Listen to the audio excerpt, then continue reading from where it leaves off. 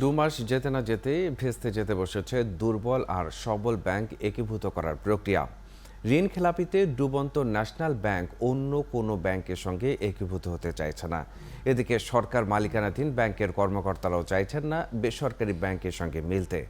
বিশ্লেষকরা বলছেন বড় বড় ঋণ খেলাপিদের দায় মুক্তি দিতেই বাংলাদেশ ব্যাংকের এই উদ্যোগ। আরও জানাচ্ছেন সুশান্ত সিনহা। বিকাশে কম খরচে ক্যাশ আউটের লিমিট বেড়ে 50,000, প্রিয় এজেন্টও 2টা।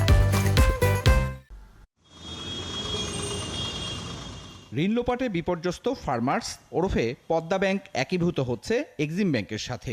কেন্দ্রীয় ব্যাংকের মার্জার নীতিমালা ঘোষণার আগেই তড়িঘড়ি করে গেল 18 মার্চ বাংলাদেশ ব্যাংকে বসে চুক্তি করে পদ্মা ব্যাংককে নিজেদের সাথে একীভূত করার কথা জানিয়েছিলেন এক্সিম ব্যাংকের চেয়ারম্যান।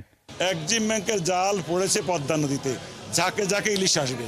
তবে 2 মাস যেতে না যেতেই বেসরকারি ইউসিবিএল ব্যাংকের সাথে একীভূত হওয়ার প্রশ্নে বেঁকে বসেছে বেসরকারি খাতের আরেক ডুবন্ত ন্যাশনাল ব্যাংক। চট্টগ্রাম ভিত্তিক একটি ব্যবসায়িক গ্রুপ ন্যাশনাল ব্যাংক কিনে নেওয়ায় বাংলাদেশ ব্যাংকের মার্জার প্রক্রিয়া থেকে সরে আসার ঘোষণা দিয়েছে ব্যাংকটির নতুন পর্ষদ। আর 5,000 কোটি আর বাইরে থেকে আনবো, 10% সুদ। চিন্তা করি না, আমরা ব্যবসায়ী, চিন্তা করি না। গত 15 দিনে কি পরিমাণ ডিপোজিট উঠে গেছে আপনার জানা আছে? এটা উপজেট উঠছে কেন, বাস বলে উঠছে, এখন তার বাস হচ্ছে না, ওই ডিপোজিট আবার ফেরত আসবে। এই ব্যাংকটি এখন আরো বেশি আসবে, এখন সবাই আসবে। তবে কি মুখ থুবড়ে পড়ছে ব্যাংক একীভূত বা মার্জার করার উদ্যোগ? মোটিভেশনের মধ্যে তো গন্ডগোল আছে। আমার অবজেক্টিভ তো ডিফারেন্ট। মার্জারের মধ্যে তো আসলে কিছু লোকের দায়মুক্তি হবে। মার্জারের মাধ্যমে যে ব্যাংকিং সিস্টেমের উন্নতি হবে সেটা আমি মনে করি না।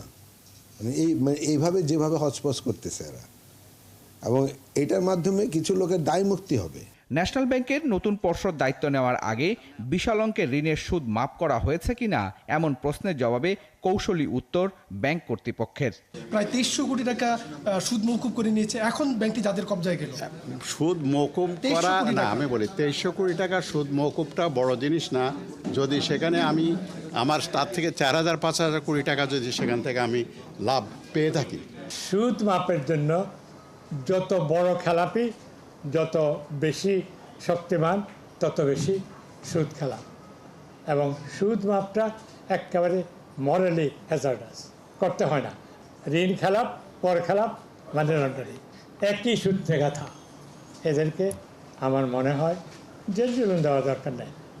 তারা যখন বুঝবে যে শাসককুলের চক্ষু লাল হয়ে গেছে, তখন কিন্তু তারা টাকাটা দেওয়া শুরু করবে।